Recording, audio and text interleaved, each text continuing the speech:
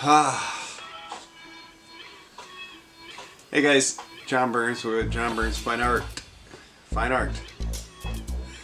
In this video we're going to cover how to do patinas on our hydrostone castings. I use some products from Sculpt Nouveau. So this is an acrylic based bronze powder paint. I will show you how I do it and you will see the results that I get. So without further ado, let's get to it. Let's interject here. If you like this video, please, come on, thumbs up. You're not reserved for the best. If you like it, thumbs up. And please subscribe for more fun videos like these. And I'll keep them coming. I'll keep them coming whether you like it or not. So let's get going.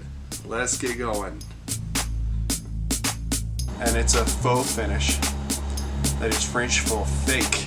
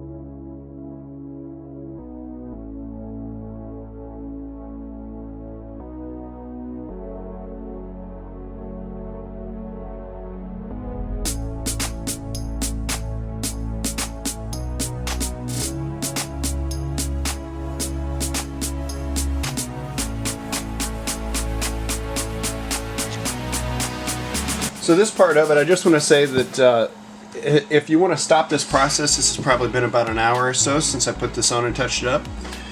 There is a Krylon Crystal Clear. It's in the description if you want to follow this. Anyway, this is how you stop the process, and not only stop it, but it will keep it from chalking off on your fingers. Also, this will discolor this. So if you like this look, you know, just let it go. But if you put this on it, it will darken this a little bit, so it's not quite as bright. You'll see what I mean. I am going to spray this outside, so you're going to miss out on that part. But just trust me, when I go the color's going to change. The color's going to look the way it is when I bring it back, okay? Watch this. 3, 2,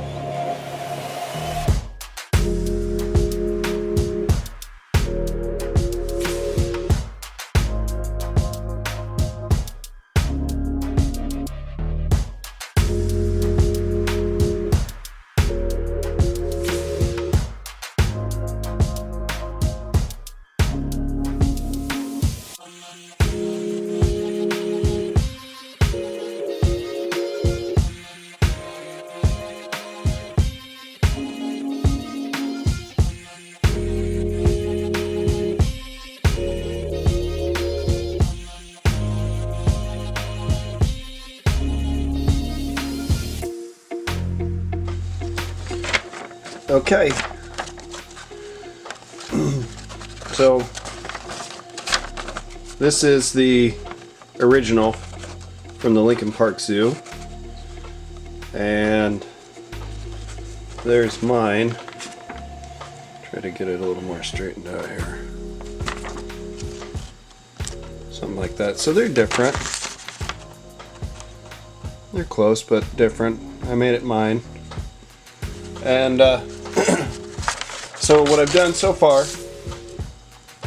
is put down the acrylic, and then I hosed it with the Tiffany green, the acrylic bronze powder, and then the Tiffany green. And where the Tiffany green didn't take, it was evidence that the acrylic had already dried. So I got those parts wet again and sprayed it with the Tiffany.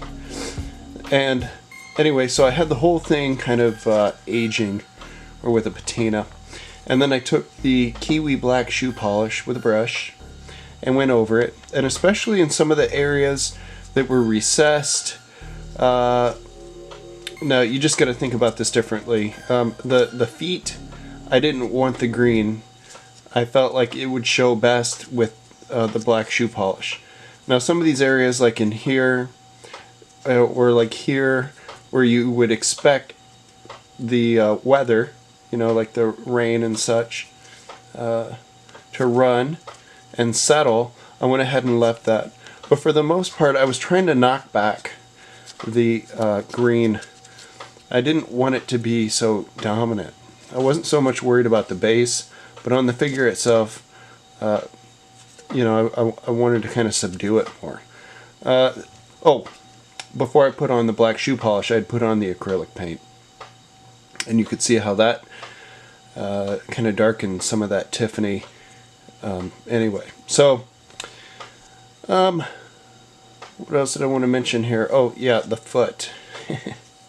You saw me bust that foot off. I applied too much pressure with that brush, and the break did not occur where the glue was. Close, but not quite on it. So anyway, I just reapplied that, and I'm sure whatever glue it would have been, it would have broke in that same spot anyway, because I think what happened is when that foot originally broke, it had several fractures, and the one that was the weakest is obviously where the break occurred, but the other two had already had stress, but the glue couldn't access that. So when I put it on there, it still had those original stress fractures, and that's what happened there. So it is what it is. So you can kind of see this iridescent kind of quality where it looks like, you know, you can see the metal. It's the black shoe polish. What I'm going to do at this point is take this bronze B again from Sculpt Nouveau, bronze B, and I'm going to highlight some of the areas, and hopefully I can pull this off, because sometimes it looks good and sometimes you wish you would have left it black, but I think the black is too heavy, it's too Victorian, like some of the sculpture over in England. That wasn't the intention for this piece, so I'm going to do more of a Renaissance brown style on this, and then maybe for some of the other ones in the future I'll do black to have more of that type of French impressionist type of finish, like Rodin. Okay, okie dokie, here we go.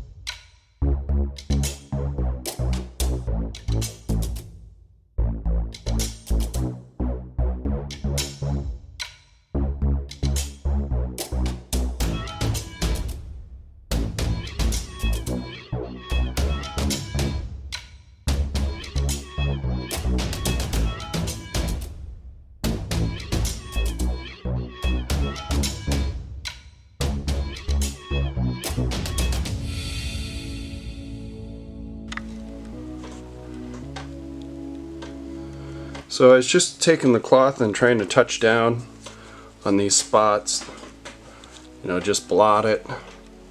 And I was really trying to highlight areas. Boy, that looks really warm. I might go back and subdue that a little bit with the black, but it really looks a lot better in person than it does on this camera. I suppose that's everyone's excuse, isn't it? So this is what I want to show, is how to suggest the metal coming through the patina. You know, these edges always kind of highlight. They tend to get rubbed the most. The recessed areas tend not to.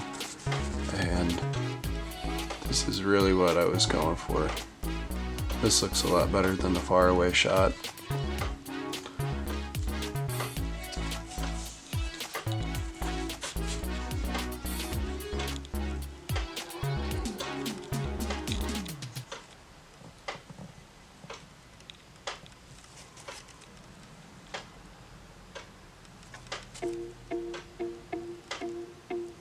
Okay, so you can see how much better that looks just knocking that bronze back. This actually looks like a bronze that's aged, that's maybe been exposed to some high humidity, not necessarily rained on. And I think that looks really, really good.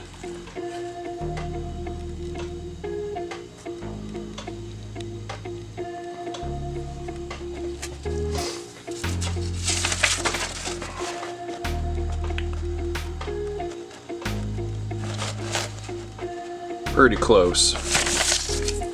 Pretty close. So here we go.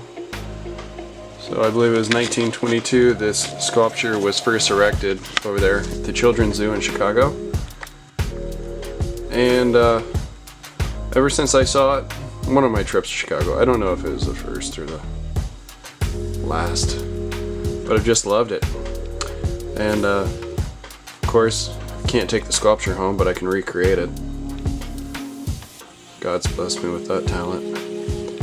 So I hope that this demo inspires you all to try and create faux surfaces for yourself. I think to have this cast in the foundry would probably run, if I were to bring them a mold and have them you know, make the wax and whatnot, this would probably run in the ballpark of about $1,800 to $2,000 to have that cast. So then the gallery rate for a bronze like this, being fitted on a granite base or a marble base, would probably run, you multiply it, the old school method is by 3, so it'd be somewhere about, I'd say that, yeah, this is likely that this would retail for somewhere in the neighborhood of $5,500 to $6,000 in a gallery if this were bronze. If the client wants it, the client doesn't want it, you're not going to get a penny. Okay. Okay, now that the sculpture is done, you can see how I did it, and I am thrilled with the results. And next time you see it, I will be assembling my clock. And I will put my sculpture on top of my clock, and it will be finished. It will be done. So that will be in the next video. Stick around for that one. Subscribe, and make sure you get notified as soon as it's released. Thanks for coming along. As always, check out the description and make a comment down below. Appreciate it.